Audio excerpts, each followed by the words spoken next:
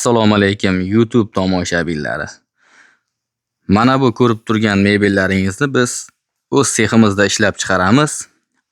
Buni nomi panda fason deyishadi. Tepa pasti moyishi, o'rtasi villur bo'ladi. Machalkasining qalinligi 10 sm, taglarida mana bunday chamadoni bo'ladi. Mavsumiy kiyimlarni qo'yib qo'ysangiz bo'ladi albatta.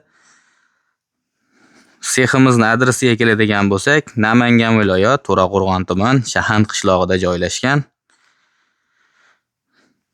Xo'p, bularimizni endi narx-navosiga keladigan bo'lsak, bir donasi 1.150.000 so'mdan, bir jup olsangiz 2.300.000 so'mga vodiy bo'ylab yetkazib beramiz.